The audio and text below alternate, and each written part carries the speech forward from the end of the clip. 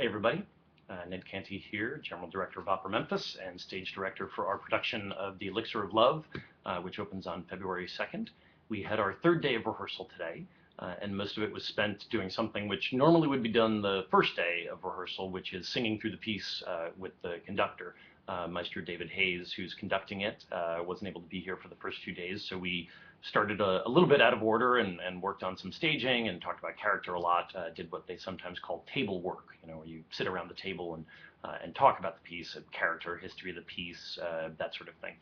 So we did a lot of that the first 2 days, but today he got in this morning and came straight from the airport, grabbed a cup of coffee, and spent 4 hours singing through the piece, working through the piece with the singers. So it's always good to hear that, and there are certain issues of tempo and accents and little nooks and crannies that really it's going to be up to the maestro to decide how you want to handle, and once you know that, it makes it much easier to actually stage. So something like tempo, which might seem like a purely musical issue, is actually very important to the staging as well, because if you're trying to get somebody from A to B across the stage, you need to know how much time you have to do it. And things like tempo really affect that, obviously. So we did that, and then we spent a couple of hours working on the second Act 1 duet for Adina and Nemorino, which is really one of my favorite pieces. And it went very well. It's the kind of rehearsal that you always want it to be, where you try things out, and the ones that don't work right away, so you can move on. That's always good. And you find some things that you hadn't even thought of before you started, and that's really always the best part, when you find some things that, no matter how well you think you know the piece, having that other person in there, causes you to think about it differently, and that's definitely happening here. So the other thing I thought I would talk about today, because it came up a lot, is the issue of cuts. I'm not sure how many people in the general opera audience know this, but there are many, many, many operas that you see that are not the full versions of that opera, and that varies tremendously what are cuts. But there are certain things called standard cuts, and those are often the cuts that were used at the Met, or cuts that were used by certain conductors. They became sort of standard. They're sometimes repeats. Sometimes there are arias that aren't really that great. So The Marriage of Figaro, for instance, there's an aria for Marcellina and an aria for Basilio, and they're almost never done.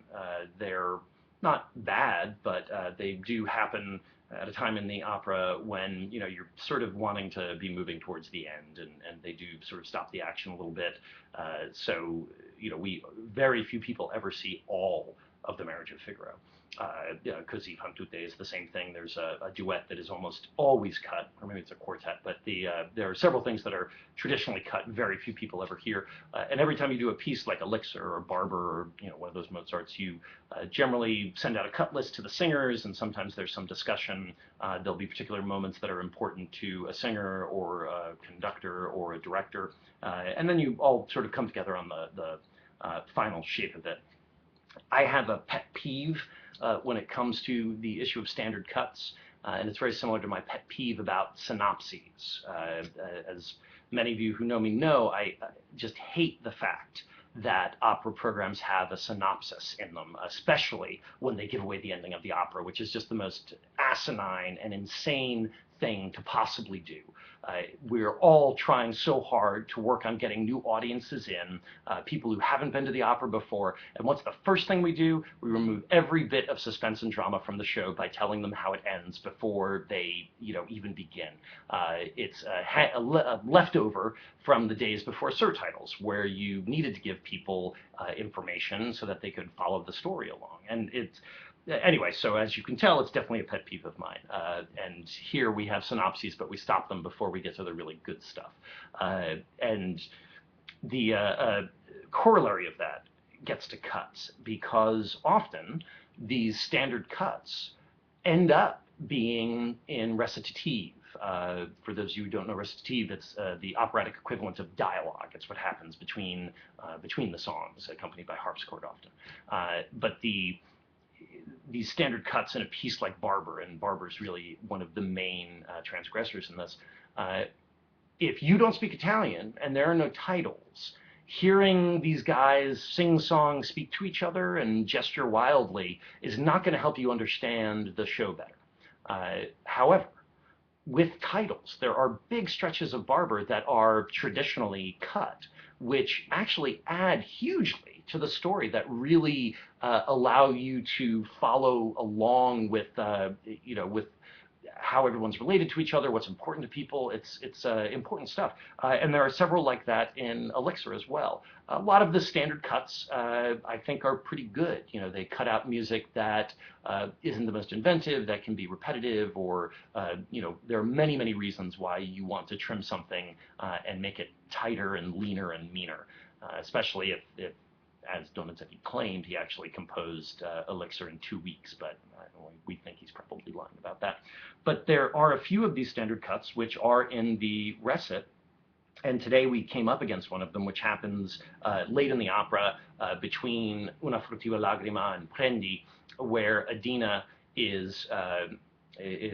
first comes in to talk to Nemorino. Now, again, per my earlier statement about synopses, spoiler alert. So if you don't know the story of Elixir of Love and you're going to be coming to see it, or you might see it one day, turn this off now. I promise you won't be missing anything. You'll be much better off just going and seeing the opera and enjoying the ending, because it's a great opera. So if you haven't turned me off yet, I'm going to assume that you know the ending of the opera and you know the story. So there's this recit. It's not very long, but it's just a little piece of recit where Adina comes back in and asks Nemorino, "How are you?" And he says, "Oh, I've got all these women who want to marry me." And she says, "And you?" It's very short, but almost no one ever does it. Now, I had no idea why this was cut, none whatsoever. But from my perspective as a director, as a storyteller, what you see in Elixir is you've got this great duet between Dulcamara and Adina, where Adina is utterly confident in her ability to win over Nemorino, to make him hers, to steal him away from all these other women who now want him, now that they think he's rich. Completely confident. And in fact, even Dulcamara, the master con man, says, "Wow, you could teach me a thing or two. You really know what you're talking about here." And then she comes on for Prendi, and she seems like a completely different person. She seems, unsure of herself. She seems sad. She doesn't even really fight for him. And if you don't have this little chunk of recit, this little chunk of dialogue, it doesn't make any sense. What happened to her off stage to turn her from this, girl power girl into the sad sack? However, if you have just this tiny few lines of dialogue, you can see the process of deflation. You can see her walk on full of confidence and, suddenly get cold feet, lose it. And it just, that little bit allows you to do it. But as with many things, sometimes in opera, the questions that we should ask about why things were done a particular way 30 or 40 years ago, and whether or not it's still relevant to do them that way today, sometimes those questions don't get asked. And in my experience, it's less the big questions of interpretation that you might think I'm talking about than the little ones, things like standard cuts, or why on earth do we still have synopses? They don't give you a synopsis when you go to the movie that tells you the plot twist at the end. That's completely losing the point of going to a work of art or a story or any kind of work of entertainment. So sorry, I didn't mean to get too much into the synopsis thing, but as you can tell, it's something I really, really hate. So anyway, tomorrow we're going to be moving on. Tomorrow evening we're going to be having our WKNO preview at 7 o'clock. So if you are anywhere in the world and you want to hear some of these voices at 7 p.m. Central, if you go to www.wknofm.org, you can listen live online, or if you're here in Memphis, come on by. We got free food by Heart and Soul by Michael Francis. We've got some wine. We've got everything. The whole thing's free. It's the best bargain in town. So hope to see you tomorrow, and if not, hope you'll watch me tomorrow. Thanks very much. Have a great day.